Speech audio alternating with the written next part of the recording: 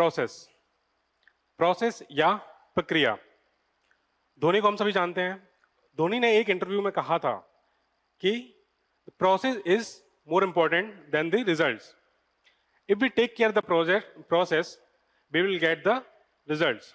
अगर इसी को हम भागवत गीता से लिंक करें, कर्मण्यवाधिकारस्ते मां फलेषु कदाचन, इट मीन्स कि हमें जो अपने एक्शंस हैं हमें उन पर फोकस करना चाहिए। We should perform our actions rather than thinking about the results और कॉन्सिक्वेंसेस। तो अगर हम प्रोसेस को फॉलो करते हैं, हमने पूरी ईमानदारी से उस प्रोसेस में अपने आप को लगाया है, तो हमें डिजायर्ड रिजल्ट्स जरूर मिलेंगे। देखिए मैं ये सब क्यों बता रहा हूं, क्योंकि ये जो वीडियो है ये वीडियो होने वाला है नोट्स मेकिंग से। हम अपने नोट्स जो हैं, ऐसे के नोट्स हैं, वो कैसे प्रिपेयर करें, क्यों इसमें जो प्रोसेस है वो इंपॉर्टेंट है, क्या प्रोसेस है नोट्स मेकिंग की। और एक जो एग्जाम है, सिविल सर्विस का जो एग्जाम है, स्टेट पीसीएस हो गया या फिर यूपीएससी का एग्जाम हो गया, ये एक पूरी प्रोसेस है, ये पूरे एक साल की प्रोसेस है, कई सालों की प्रोसेस है। इसमें जो नोट्स हैं वो हम केवल एक दिन में ही नोट्स नहीं बनते हैं, ये पूरा का पूरा एक प्रोसेस है। जब हम मेंस लिखते हैं या इंटरव्यू तक जाते हैं, जब हम अपनी प्रिपरेशन स्टार्ट करते हैं, तो वहां से नोट्स बनना चालू हम करते हैं, और वो नोट्स बाद में हम फिर धीरे धीरे उनको इम्प्रोवाइज करते हैं और फिर एक मॉडिफाई करते रहते हैं। तो इसीलिए कहा गया है कि we should enjoy the process. और धोनी ने भी यही कहा है कि हमें ये जो प्रोसेस है इसको एंजॉय करना है। ठीक है, तो आज का ये लेक्चर होने वाला है मेकिंग ऑफ नोट्स फॉर ऐसे। कैसे नोट्स जो हैं ऐसे के लिए प्रिपेयर किया जाए, क्या टूल्स और टेक्निक्स हैं वो हम इसमें यूज करेंगे। इसके अलावा नोट्स में कौन से पॉइंट्स हैं जो हमें लिखने चाहिए, उनका सोर्स क्या होना चाहिए, कैसे नोट्स को प्रिपेयर करें, क्या हमें सॉफ्ट कॉपी में प्रिपेयर करना चाहिए या फिर हार्ड कॉपी में प्रिपेयर करना चाहिए, ये सारा का सारा हम इसमें डिस्कस करने वाले हैं। देखिए, अगर बात करें इंपॉर्टेंस ऑफ नोट्स फॉर ऐसे पेपर, आखिर जो नोट्स हैं वो क्यों जरूरी हैं, क्यों हमारे पास जो है वो नोट्स होने चाहिए। देखिए सिंपल सी बात है, जो ऐसे का पेपर होता है, ऐसे का पेपर अगर आप देखो, एक अच्छा ऐसे जो है वो 3 पॉइंट्स पर डिपेंड करता है। पहला पॉइंट है क्लैरिटी, दूसरा है कोहेरेंस, ठीक है, इसके बाद कनेक्टिविटी। क्लैरिटी की अगर बात करें तो आपके जो थॉट्स हैं उसमें क्लैरिफिकेशन होना चाहिए। मींस अगर कोई टॉपिक है, कोई वुमन रिलेटेड टॉपिक है या फिर एग्रीकल्चर से रिलेटेड टॉपिक है, तो उसके पास आपके पास क्या फॉर्डर है। मींस ये नोट्स आपको हेल्प करेंगे जब आप ब्रेन स्टॉर्म करेंगे। तो ब्रेन स्टॉर्मिंग जब हम करते हैं तो हमारे पास इतने पॉइंट्स होने चाहिए कि अगर हम कोई ऐसे को अटेम्प्ट कर रहे हैं तो उस ऐसे की रिगार्डिंग हमारे पास नोट कुछ फॉर्डर है, मटेरियल है या नहीं है। वो मटेरियल हमारे पास कहां से आएगा, वो मटेरियल हमारे पास नोट्स से आएगा। ठीक है, ये जो नोट्स हैं सारे के सारे नोट्स हैं, ये पूरी प्रोसेस होती है नोट्स हम कैसे बनाते हैं, ये पॉइंट्स कहाँ से आएंगे, न्यूज़पेपर्स हैं, आर्टिकल्स हैं या फिर नॉवेल्स हैं, हम जो नॉवेल्स पढ़ते हैं वहां से। ठीक है, तो 3 पॉइंट्स हमें बताए मैंने। क्लैरिटी हो गया, कोहेरेंस हो गया। कोहेरेंस मींस कैसे आप जो टॉपिक्स हैं, जो टॉपिक है उससे इन पॉइंट्स को कनेक्ट करते हो। ठीक है, तो उन पॉइंट्स को कैसे कनेक्ट करना है, जो हमने नोट्स बनाए हैं उसको कैसे कनेक्ट करना है, ये सब यहां पर नोट्स जो हैं हमें हेल्प करेंगे। तो इंपॉर्टेंस क्या है, देखिए अगर आप देखें, पहला तो हो गया रैपिड रिवीजन। नोट्स सबसे ज्यादा हेल्पफुल होते हैं रिवीजन करने में। देखिए इतने सारे पेपर्स हैं, GS1, GS2, GS3, GS4, अगर आप यूपी का दे रहे हैं तो GS5, GS6 भी है। ठीक है, और उसके बाद फिर आपको ऐसे का भी पढ़ना है। तो इतने सारे पेपर्स हैं, आपको जल्दी जल्दी रिवाइज करना है। इसमें आपके पास एक रॉ फॉर्म में नोट्स होने चाहिए, शॉर्ट नोट्स होने चाहिए, जिसको आप जल्दी से एग्जाम से 2-3 घंटे पहले या फिर एक दिन पहले आप उनको रिवाइज कर सकें और जल्दी ही वो आप माइंड में आपके फिट हो जाएं। इसीलिए जो नोट्स हैं बहुत ज़्यादा इंपॉर्टेंट हैं। आपने अगर नोट्स नहीं बनाए हैं तो आप नोट्स बनाना चालू कर दीजिए। मैंने आपसे कहा था ये एक प्रोसेस है पूरा। जब आपने प्रिपरेशन स्टार्ट करी थी आपको तभी ही नोट्स जो है स्टार्ट कर देने चाहिए थे बनाना। अब देखिए सबसे अच्छा नोट्स वो होता है, कह सकते हैं कि हमारे जो ऑब्जर्वेशन पावर होती है। मान लीजिए आपने कोई आर्टिकल पढ़ा, उस आर्टिकल में आपको लगता है कि ये मटेरियल है, यहां से निकाल सकते हैं, इसको हम जो है अपने नोट्स में हमें लिखना चाहिए, इस ऐसे में जो है काम आ सकता है। तो आपको उस मटेरियल को वहां पे लिख लेना है। अब नोट्स में कैसे लिखा जाए, शॉर्ट फॉर्म में लिखा जाए, जो पॉइंट्स आपको याद रहेंगे, ये सब हम आगे अभी डिस्कस करेंगे। तो पहले नोट्स का इंपॉर्टेंस क्या हो गया, रैपिड रिवीजन हो गया। दूसरा स्ट्रक्चर थॉट्स हो गए। देखिए जब हम नोट्स बनाते हैं तो हमें पता होता है कि किस टॉपिक से कौन सा पॉइंट रिलेटेड है। तो नोट्स लिखते समय ही हमें यह अंदाजा लग जाता है कि इस पॉइंट्स को हम कहां लिखने वाले हैं, कैसे इस पॉइंट को हम टॉपिक से कनेक्ट करेंगे। तो दूसरा पॉइंट तो सबसे ज्यादा इंपॉर्टेंट क्या हो गया कि एक स्ट्रक्चर्ड थॉट प्रोसेस जो होगी उसमें हमारे नोट जो हैं वो हेल्प करने वाले हैं। पहला हो गया रैपिड रिवीजन, दूसरा हो गया स्ट्रक्चर्ड थॉट्स हो गए, ठीक है। और रेडीमेड मटेरियल मींस आपका जो टाइम है वो टाइम यहां पर सेव करेंगे आपके नोट्स, आपके टाइम बचाएंगे नोट्स जब आप मेंस में ऐसे का पेपर लिखेंगे, ठीक है। तो वहां पर आपका टाइम भी सेव होगा। इसका मतलब ये है, एक जो फॉगी माइंड होता है, मींस फॉगी माइंड का मतलब ये समझ लीजिए आप कि हमें टॉपिक्स आ रहा है लेकिन हमारे पास मटेरियल है नहीं, हम उसको कैसे ऑर्गेनाइज करें। तो ये दिक्कत आती है क्योंकि हमने नोट्स नहीं बनाए, तो वहां पे ये दिक्कत फिर आएगी। इसीलिए नोट्स की इंपॉर्टेंस बहुत ज्यादा यहां पर बढ़ जाती है। अगर हम बात करें नोट्स कैसे बनाने हैं, तो सबसे पहले अगर आप जिस एग्जाम के लिए अपेयर हो रहे हैं, स्टेट पीसीएस है, यूपी पीसीएस है या बिहार पीसीएस, अगर सिविल सर्विसेज है, तो पेपर की डिमांड क्या है।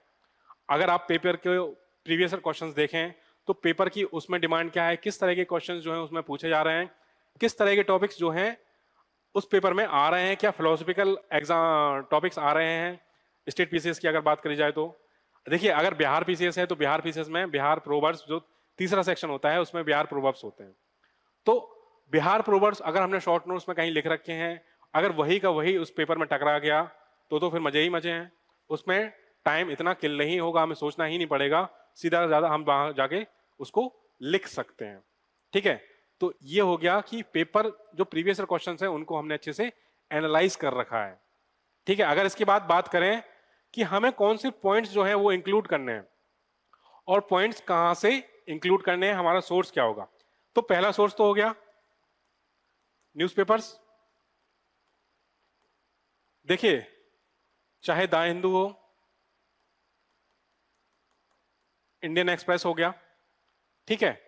कई घटनाएं ऐसी होती हैं नेशनल या इंटरनेशनल लेवल पे, लोकल लेवल पे, हम जो हिंदी न्यूज़पेपर होते हैं, तो आपको लगता है अगर वो स्टोरी जो है वो बहुत कैची है, वो आपके जो ऐसे हैं उसमें अगर आप लिखते हो तो जो एग्जामिनर है, इवेल्युएटर है, उसको जरूर अट्रैक्ट करेगी, तो वो आपको नोट्स में जरूर लिखने हैं। जैसे मैं आपको एक बात बताऊं, यहां पर अगर आप देखोगे वाटर क्राइसिस इन इंडिया, अगर वाटर क्राइसिस इन इंडिया की बात करी जाए, अगर एक बंदा है जो एक एस्पायरेंट है जो इसको एक सिंपल वे में लिख रहा है, एक कॉपी ऐसी है जिसमें किसी ने एक ऐसा एनेक्डोट डाला है जो एग्जामिनर को अट्रैक्ट कर ले। जैसे कि बात करी जाए, अगर कोई यूपीपीसीएस एग्जाम दे रहा है, उसमें अगर किसी ने बुंदेलखंड के ड्रॉट प्रोन एरियाज, जो यूपी का जो ड्रॉट प्रोन एरिया है बुंदेलखंड, वहां से अगर एक स्टोरी आती है, जैसे ये स्टोरी ली गई है बीबीसी से, ये स्टोरी एक बीबीसी चैनल से ली गई है जिसमें चित्रकूट के बारे में बताया गया था कि चित्रकूट में किस तरह भयावह हालात हैं पानी के संकट के। तो वहां से एक एनेक्डोट निकल के आया जो एक रियल लाइफ नैरेटिव है। अगर इसको आपने ईपीपीसीएस के ऐसे में लिखा इंट्रोडक्शन में, तो आप समझिए वो कितना वैल्यू एडिशन होगा आपकी कॉपी में। तो ये जो पॉइंट है इन्हीं को हमें अपने नोट्स में लिखना है, क्योंकि ये पॉइंट्स जो हैं वो हमें बाद में याद नहीं आएंगे अगर हमने नोट्स में नहीं लिखा है। और हमें ये भी प्रैक्टिस करनी है कि इन पॉइंट्स को हमें कैसे ऐसे में लिखना है। अगर बिहार की बात करी जाए तो बिहार में अभी एक स्टोरी है बिहार के जमुई डिस्ट्रिक्ट की, तो वहां का जो गांव है धोपघाट सिमरिया गांव है। अगर इस स्टोरी को मैंने वाटर क्राइसिस में बिहार पीसीएस में लिख दिया तो आप समझिए कितना वैल्यू एडिशन होगा उस एग्जाम में, जो पेपर है कितने मार्क्स आपके इंप्रूव होंगे। क्योंकि इवेल्युएटर जो है, देखिए 50 कॉपियां रहती हैं इवेल्युएटर के पास, वो क्यों आपके जो ऐसे है उसको इतना पढ़ेगा। इंटरेस्टिंग हो, कुछ तो क्रिएटिविटी हो उसमें, वरना देखिए जितने मेंस लिख रहे हैं सबके पास ऑन एन एवरेज लगभग सेम नॉलेज होती है, सभी सेम मटेरियल से पढ़ते हैं। आप उस मटेरियल को जो आपने पढ़ा है या आपकी जो क्रिएटिविटी है, आपने कहीं से ऑब्जर्वेशंस किए, कहीं से ऑब्जर्वेशन निकाला और कुछ ऐसी स्टोरी डाल दी जो उस आंसर को बहुत ही ज्यादा एनरिच कर रही है, तो वो अपने आप ही ऑटोमेटिकली आपके मार्क्स को बूस्ट कर देगी। तो जैसे ये स्टोरी हो गई, तो ये हमको अपने नोट्स में ऐड करनी है। इसके अलावा अभी देखिए आपने वुमेन वर्ल्ड कप देखा, इंडिया ने साउथ अफ्रीका को हराया, तो कितनी सारी जो वुमेन क्रिकेटर्स हैं उनकी लाइफ स्टोरीज हैं, उनसे आप इंस्पायर हो सकते हो, वहां से एक कुछ स्टोरीज ले सकते हो। ठीक है, जैसे उस मैच में मैन ऑफ द मैच जो रही वो शेफाली वर्मा रही। अगर न्यूज़पेपर में आपने देखा होगा तो उनके ऊपर एक आर्टिकल आया था उनकी स्टोरी, उनकी लाइफ के ऊपर, कि कैसे वो क्रिकेट की तरह उन्होंने रुक किया। तो उस स्टोरी को जैसे मैंने शेयर किया था, the girl who refuse to sit out. अगर इस स्टोरी को आप पढ़ोगे या इस स्टोरी को अगर आप वुमेन एम्पावरमेंट में लिखोगे, तो वहां पर जो आपका इम्पैक्ट है वो इम्पैक्ट ही अलग होगा। तो इस तरह की पॉइंट्स जो हैं हमें अपने नोट्स में लिखने हैं। ठीक है, अगर इसके अलावा अगर बात करी जाए, मेन हो गया आपका आर्टिकल्स हो गए न्यूज़पेपर्स में। आपको लगता है कि कोई ऐसी आर्टिकल है जहां से कोई स्टोरी निकल सकती है, आपने पढ़ा, आपने ऑब्जर्व किया कि ये तो मैं ऐसे में जो है इसको इंक्लूड कर सकता हूं। देखिए, ऐसे के पेपर की सबसे अच्छी बात है कि it gives you full freedom to write anything but logical, not everything but logical.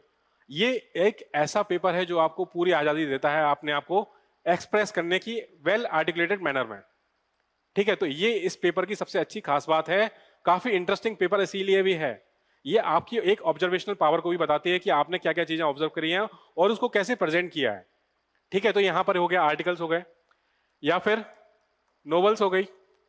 अब नोवेल्स की अगर बात करी जाए, आपने कोई ऐसी स्टोरीज पढ़ी है, जैसे मैं आपको एक बार बताऊं, 1984, अगर एक नोवेल आपने पढ़ी हो 1984 बाय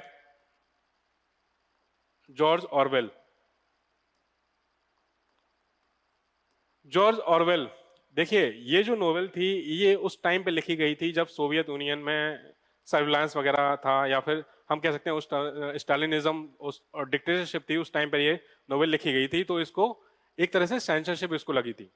ठीक है, इसको फिर सेंसरशिप इस पर लगाई गई, और इसमें एक फेमस लाइन कही गई, वो थी the big brother is watching you. देखिए, अगर कोई ऐसे आता है, मान लीजिए सेंसरशिप पे, अगर कोई ऐसे आता है सेंसरशिप पे, है ना, या फिर कोई ऐसे लिटरेचर जो गवर्नमेंट को क्रिटिसाइज करते हैं, ठीक है, जो वहां की पद्धति है उसको अगर उसकी समीक्षा करते हैं, क्रिटिसाइज करते हैं, तो अगर इसको आप वहां लिखेंगे तो आप सोचिए उसका इम्पैक्ट ही अलग होगा, कि आपको ये भी इसकी भी नॉलेज है। इसका मतलब ये है कि ऐसे आपका जो है वो मल्टी डायमेंशनल वे में लिखा गया है। अगर एक ऐसे को आप एक मोनोटोनस वे में लिखते हैं तो वो ऐसे एक बोरिंग वे में चला जाएगा, ना तो उसको पढ़ने में मजा आएगा ना ही कोई इंटरेस्ट जागेगा। तो अगर आप ये पॉइंट्स वहां पे मेंशन करते हैं, 1984 की बुक हो गई, जॉर्ज ऑरवेल की हो गई, या फिर एनिमल फार्म हो गया एनी का, वो भी अगर आपने लिखा है, ठीक है, तो इस तरह की अगर नॉवेल्स आपने पढ़ रखी हैं तो वो कहीं ना कहीं आपको उसमें हेल्प करेंगे। ठीक है, इसके अलावा अगर बात करें, कोटेशंस हो गए, quotations by the eminent personalities जो आपने वहां पे कोट कर रखी हैं, उनके अलग से एक शॉर्ट नोट्स बना रखे हैं, वो तो आपके जीएस पेपर में भी आपको हेल्प करेंगे। ठीक है, तो इनका एक अलग से शॉर्ट नोट्स बना रखा हो अपने कोटेशंस का, ताकि बाद में आपको ढूंढना ना पड़े कि वुमेन पर किसने क्या कहा है, एग्रीकल्चर पे किसका क्या थॉट है, गांधी जी की क्या ओपिनियंस रही, या फिर अगर हम बात करें कि और भी जो एमिनेंट पर्सनालिटीज हैं, अगर उन्होंने क्या कहा है किसके बारे में, जैसे नेहरू के क्या विचार थे सेकुलरिज्म पे, तो इन पे अगर कोटेशंस आपने लिख रखी हैं तो ये काफी हेल्पफुल बाद में रहने वाली हैं। ठीक है, इसके अलावा अगर आप देखिए रिपोर्ट्स, गवर्नमेंट रिपोर्ट्स या गवर्नमेंट इंडेक्सेस, गवर्नमेंट रिपोर्ट्स जैसे नीति आयोग, जैसे अगर मैं आपको बताऊं वोटर क्राइसिस पे ही, तो नीति आयोग की एक कंपोजिट वाटर इंडेक्स एक रिपोर्ट आई थी, तो उसमें बताया गया कि भारत में जो भू संकट जल संकट है वो कितना गहराया गया है, कब तक भारत में जो है पानी का जो संकट है वो कितना गहराया जाएगा, ये सब उसमें कहा गया था। इसके अलावा जैसे जेंडर गैप इंडेक्स हो गया, तो जेंडर गैप रिपोर्ट में what is the status of India, ये भी काफी इंपॉर्टेंट है, तो इस रिपोर्ट को आप वहां कोट कर सकते हो। इसके अलावा मेन सोर्स हो गया तो बिहार इकोनॉमिक सर्वे, अगर बिहार का एग्जाम है तो, इंडिया का union economic survey, Indian economic survey, budgets हो गए आपके, स्टेट बजट हो गया अगर स्टेट का एग्जाम है तो, ठीक है। तो ये सारे के सारे हमारे सोर्सेस हो गए। मान लीजिए वुमेन पे लिखने आया पीएलएफएस, या फिर पीरियडिक लेबर फोर्स पार्टिसिपेशन जो है उसकी अगर कोई रिपोर्ट आती है, उसका कोई सर्वे आता है, तो वो भी हम यहाँ पर कोट कर सकते हैं। लेकिन ये हम कोट कब कर पाएंगे, जब ये हमारे पास एक कंसोलिडेटेड फॉर्म में होंगे, हमने कहीं एक जगह लिख रखे होंगे। तो ये पॉइंट्स आपको वहां से एक्सट्रैक्ट करने हैं और अपने नोट्स में लिखने हैं। देखिए इकोनॉमिक सर्वे की समरी सभी को मिल जाती है। अब उस इकोनॉमिक सर्वे की समरी में कौन से पॉइंट्स वहां से निकालने हैं और अपने ऐसे में वहां पर डालने हैं, ये आपको आइडिया वहां पर होना चाहिए, और ये आइडिया आएगा आपको प्रैक्टिस से, ठीक है। तो इस तरह से मैं अगर कहूं कि आप एक दिन में ये नोट्स बना लेंगे तो ये पॉसिबल नहीं है। ये नोट्स इसीलिए मैंने आपसे कहा था कि इट इज द प्रोसेस, और इस प्रोसेस को एंजॉय करिए। अगर ये प्रोसेस आपने पूरी ईमानदारी से निभाई है तो आपके जो नोट्स हैं बहुत अच्छे बनेंगे, और उसमें बहुत ही ज्यादा वो आपको आपकी जो आंसर्स हैं उनको एनरिच करेंगे, और वहां पर आपको काफी हेल्प करने वाले हैं। तो ये हो गई नोट्स की इंपॉर्टेंस। नोट्स कैसे बनाने हैं, तो ये हो गया तरीका कि किस तरह से आपको ऑब्जर्वेशंस पर भी ध्यान देना है कि किस कैसी चीजों को ऑब्जर्व करें और उनको अपने नोट्स में डालें। कौन कौन सी स्टोरीज हैं वहां पर वो आपको वहां पर लिख सकते हैं, तो उनको वहां पर आप कोट कर सकते हो। तो ये सारे के सारे यहाँ पर पॉइंट्स हो गए। इसके अलावा अगर बात करें कि नोट्स किस फॉर्म में बनाए जाएं, हार्ड कॉपी में बनाए जाएं या फिर किसी सॉफ्ट कॉपी या एप्लीकेशंस पर बनाए जाएं। देखिए अगर आपका जो हैंड है वो टेक में काफी इजीली आप स्मूथली उसको यूज करते हो, तो आप जो है वन नोट हो गया या फिर एवर नोट हो गया, इनमें आप इनको यूज कर सकते हो। देखिए दोनों के प्रोज एंड कॉन्स हैं। आप हार्ड कॉपी में नोट्स बना रहे हो या सॉफ्ट कॉपी में नोट्स बना रहे हो, दोनों के प्रोज एंड कॉन्स हैं।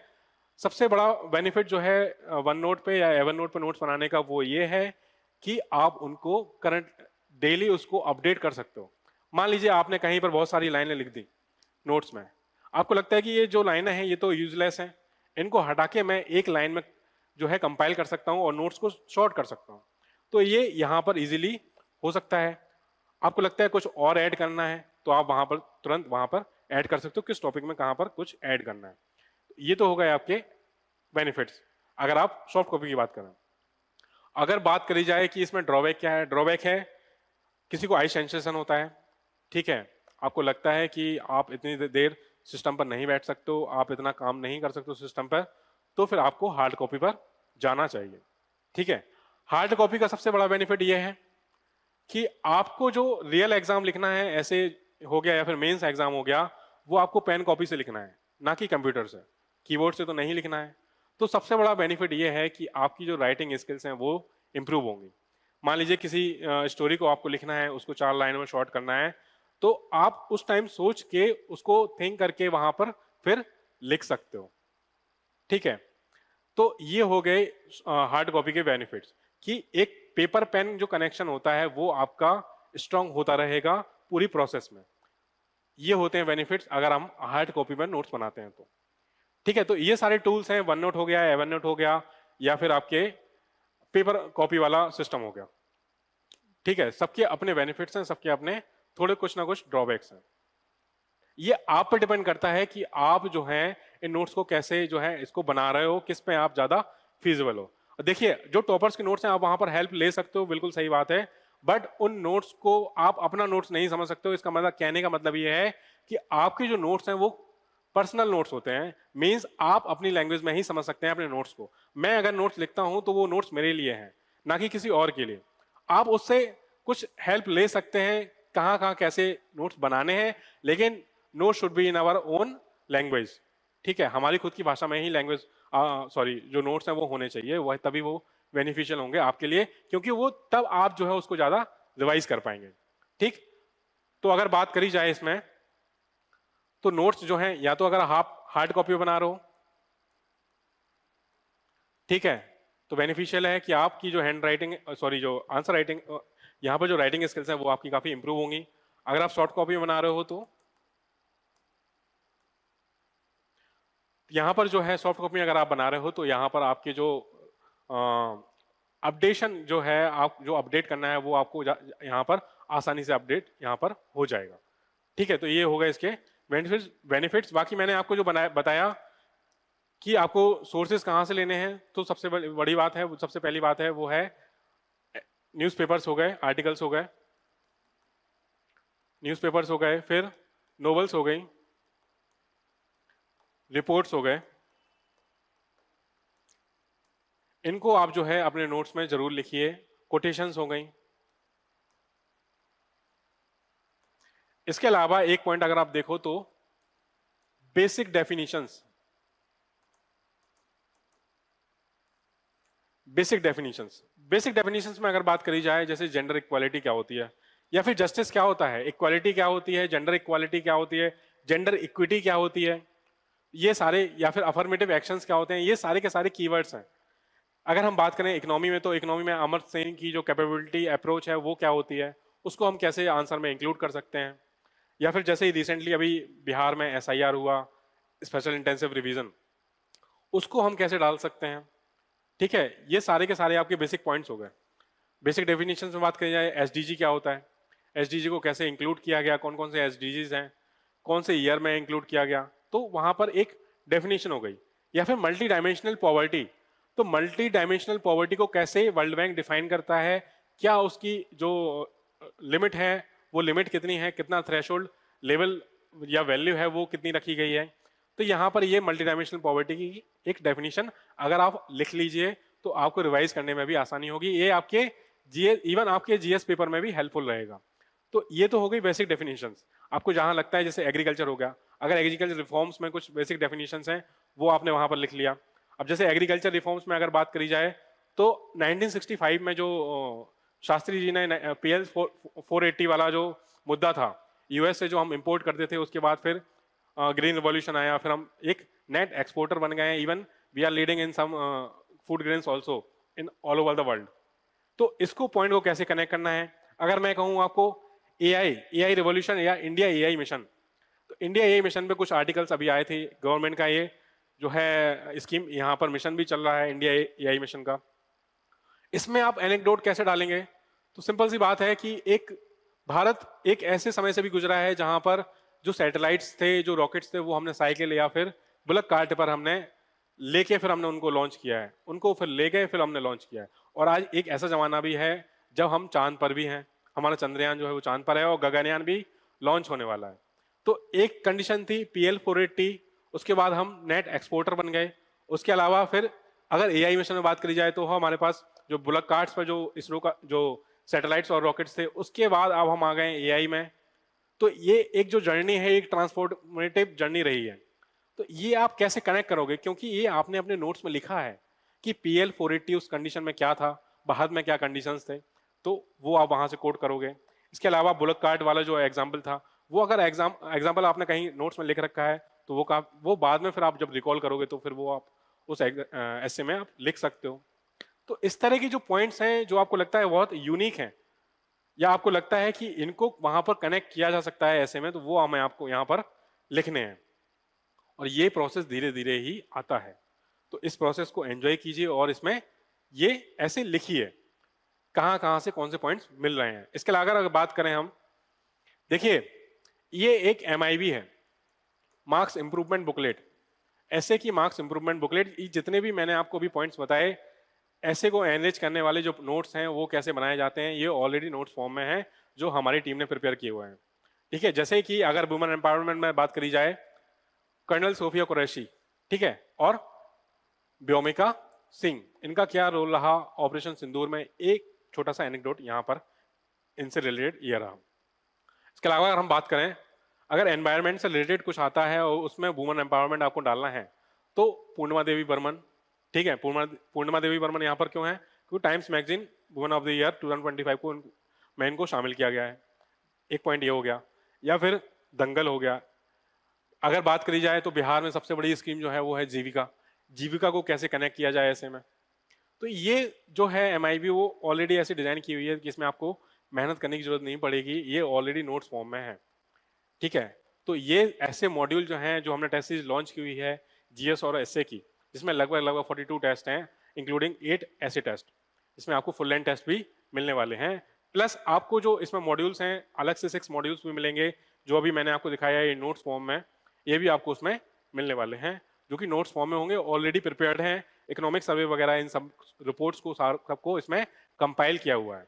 तो आपका जो टाइम है वो किल नहीं होगा, बल्कि ये टाइम आपको सेव करेगा।